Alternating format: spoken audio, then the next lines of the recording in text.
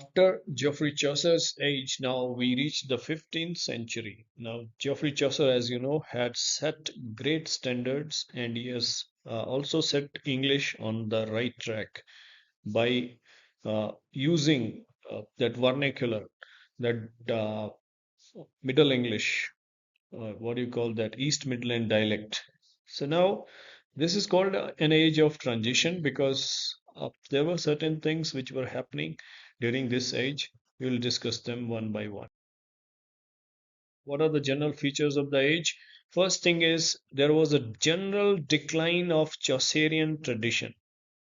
What was Chaucerian tradition? Chaucerian tradition was the kind of modernism that he had brought into the poetry, the kind of lyricism, the versification. You just learnt about how he had set the highest standards for English literature in the very beginning. But those who came after him, they could not equal the creative or literary genius of Geoffrey Chaucer. So that is why there was a decline in the Chaucerian tradition. The highest levels of writing, or highest levels of literature which he had set, they could not be followed by the poets or these writers who came after him. That is why they appear to be less original. They tried to copy the style, they tried to imitate the style of Geoffrey Chaucer, but they failed in that attempt, and that is why their poetry or their writings seem mere superficial without any originality. And the themes were didactic. Didactism is where you give some lesson. Okay. Then moral and religious themes. These were exactly the themes before Chaucer. Chaucer was the first one to introduce social realism into the poetry, but these writers who came after him, they turned back to the same old medieval themes of didactism, morality, and religion. Right? Then it was written in mainly in Middle English. However, French and Latin, they continue to remain strong influences. Okay, and another political uh, events which were important were, first is the Wars of Roses. Wars of Roses and the religious that turmoil, the religious upheaval or religious protest, which came in the form of Wycliffe movement, John Wycliffe and his followers, the Lollardies. Okay, how they wanted to reform the old Roman Catholic Church. They wanted to make it more secular and uh, liberal, because of a very strict and severe nature of Roman Catholic traditions of the church. These church officials had become corrupt, and their moral life had degraded to a very large extent. So that is why there was a general, you can say, dissent, or you can say kind of dissatisfaction with the affairs of the church.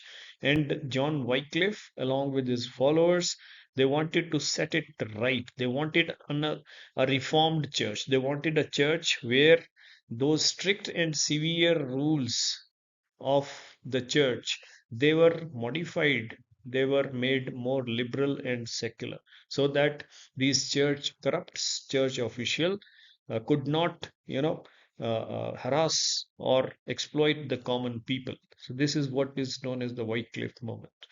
The John Wycliffe and his followers, this is Lollards, they are known by the name Lollard. And another important political event was Wars of Roses. Wars of Roses. रोज आपको पता है, रोज होता है गुलाब, गुलाबों की लड़ाई नहीं है, गुलाबों की लड़ाई नहीं थी. Right? ये गुलाबों की लड़ाई नहीं थी. Wars of Roses. Why this name? This name is given because this was a kind of civil wars. Uh, between this period 1455 to 1487. uh, किसके बीच में था? Civil wars kind of conflict between two rival branches of the same dynasty. Okay, एक ही वंश के दो अलग अलग धड़े थे जिनके बीच में युद्ध हो रहा था। युद्ध क्या, कॉन्फ्लिक्ट थे, मतलब युद्ध, राइट। तो उसमें दो हाउसेस कौन कौन से थे? House of Lancaster and the house of York. और इसको war of roses, why it is called war of roses? क्यों लड़ाई हो रही थी उनपे कि गद्दी पे कौन राज करेगा, who will control the English throne. तो उसके लिए एक ही डायनेस्टी के दो डिफरेंट जो ब्रांचेस थी उनके बीच में युद्ध हो रहा था। युद्ध क्या, वो कॉन्फ्लिक्ट्स यू कैन से। दो, एक है house of Lancaster and house of York. And why it is called war of roses? ऐसा नहीं था कि वो गुलाब लेके एक दूसरे पे फेंक रहे थे तो वॉर ऑफ रोजेस हो गया। ठीक है, वॉर ऑफ रोजेस इसलिए बोला जाता है because the symbols of these two houses, इन दोनों हाउसेस के सिंबल्स जो थे वो रोजेस थे, राइट। एक का व्हाइट रोज था, York, York, the house of York, the symbol was white rose. और दूसरे का रेड रोज था, लैंकास्टर का। हाउस ऑफ लैंकास्टर का क्या सिंबल था? Red rose. What is the symbol? आपने देखा होगा वो बाहुबली, बाहुबली उसमें वो जो the kind of these rulers they fight with each other, they have got their own flags with symbols। तो वो सिंबल जो था वो एक का रेड रोज था, दूसरे का white rose. That is why this is known as the war of roses. और ये चलती रही इनकी लगभग 30 साल तक आपस में ये लड़ते रहे। एंड फाइनली क्या हुआ? फाइनली फिर it concluded with the establishment of Tudor dynasty, जो हेनरी सेवंथ ने सेट शुरू की थी। हेनरी सेवंथ ने, सॉरी, ट्यूडर डायनेस्टी जो सेटअप हुई थी with the throning of Henry seven. Henry seventh was married to Elizabeth of York. तो इस तरह से दोनों के बीच में संधि होगी। जो लड़ाई थी वो शादी के मंडप में जाके खत्म होगी और इन दोनों का जो है गठबंधन हो गया फिर। ठीक है, so there was unity of these two houses and these were the things which happened. Okay, so now uh, next you have the Chaucerians. Now, why they are called the Chaucerians? These are the poets or the writers who came after Chaucer. Then why the name Chaucerian? This is important for you to understand. They are called Chaucerians because not they adopted the name of Geoffrey Chaucer. ऐसा नहीं है कि उन सब ने अपना title change करके चौसर लगा दिया। No, they tried to follow or imitate the style and spirit of Geoffrey Chaucer in their writings, and that is why they are named as the Chaucerians. और इनमें पहला नाम जो आता है, that is Thomas Hoccleve, 1368 to 1426. He has written an important work which is known as the Regiment of Princes. It is a kind of moral advice for Prince Henry. Next, John Lydgate, whose important work is Troy Book and the Fall of Princes, which is a vast and very decorative kind of verse. And you know, these writers, we'll be discussing them one by one later also. This is just an introduction. And they try to imitate Chaucer, but they could not, uh, you know, copy or imitate the vitality, the creativity which was there in Geoffrey Chaucer. So that is why they appeared more superficial, and they could not equal the genius of Geoffrey Chaucer. Similarly, there were certain poets who tried to follow the style and spirit of Geoffrey Chaucer in Scotland also, right? So the earlier ones, Thomas Hoccleve and Stephen Hawes, they were English Chaucerians. Now we are talking about Scottish Chaucerians. So these people, these writers or the poets in Scotland, they tried to follow the style and spirit of Geoffrey Chaucer. That is why they are named as Scottish Chaucerians. King James I of Scotland, who has written the King's Square, which is a courtly love poem. Courtly love, I have told you, courtly love is the love between a knight, K-N-I-G-H-T, knight, और N-I-G-H-T, रात और दिन के बीच में मोहब्बत नहीं, knight, योद्धा, knight and a beautiful lady, which is generally a kind of platonic love. He's always longing for his beloved, but they don't meet. They cannot meet. This is something like that. So this is King James I of Scotland. He has written the King's Square, and Robert Henryson. Robert Henryson, who has written moral fables. Uh, he has blended fables with moral lessons, uh, because Chaucer also used fables in his poetry. So then William Dunbar, whose important work is The Thistle and the Rose, which is a kind of court allegory. You can see that these writers, these poets, again, they turn back to those medieval themes, medieval themes of religion, using allegory as a device and speaking about moral or giving those lessons, moral lessons. William Dunbar, then Gavin Douglas, he is the first one to translate Virgil's Aeneid. Virgil, Homer, Virgil, these were all Roman poets, classical poets. Okay.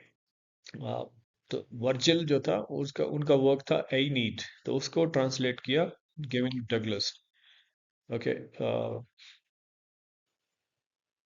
The next is popular and religious literature.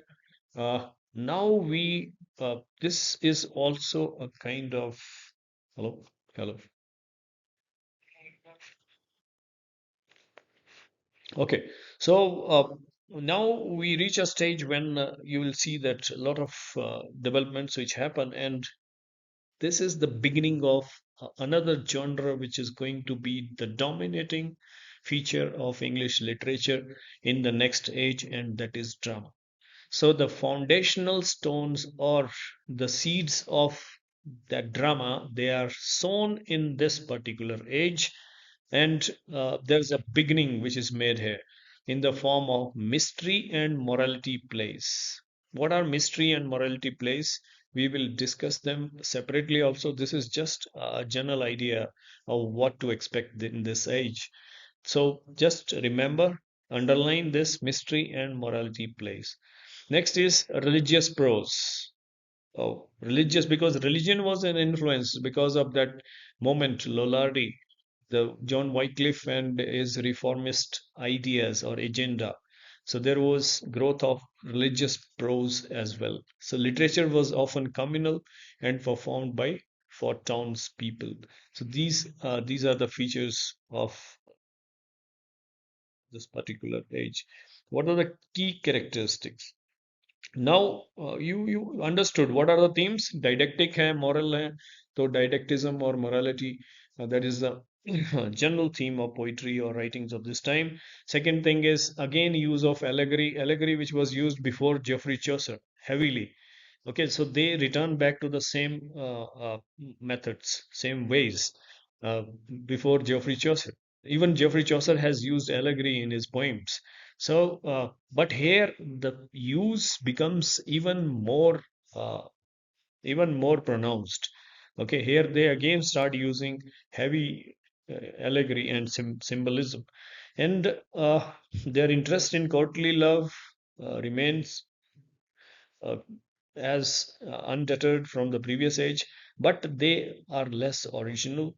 They lack the originality, they lack the depth, they lack the creativity, they lack that novelty which Geoffrey Chaucer had, brought into English literature.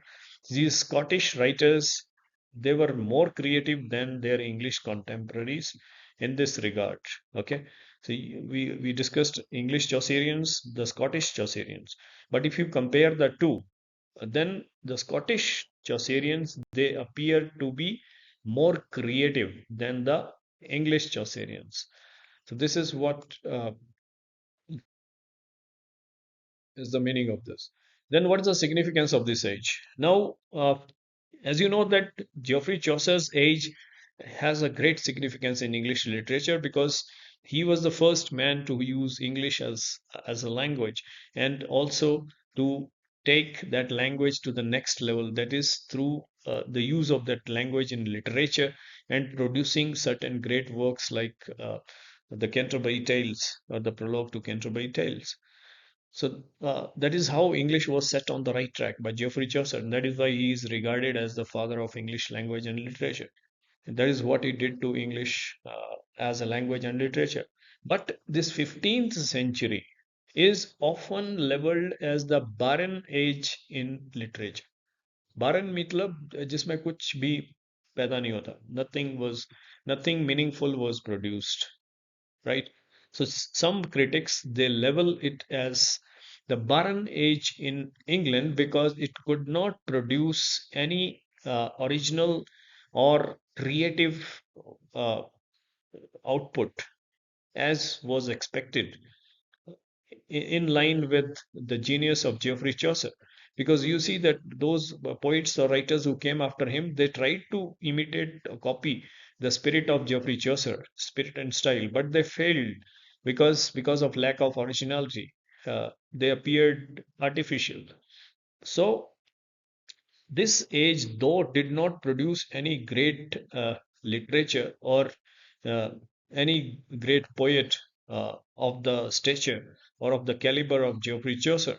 So many critics level this age as the barren age in English literature, but the important foundation stones for the Renaissance or foundations for the Renaissance were laid during this period. The seeds of Renaissance, or uh, the stage was set during this age itself.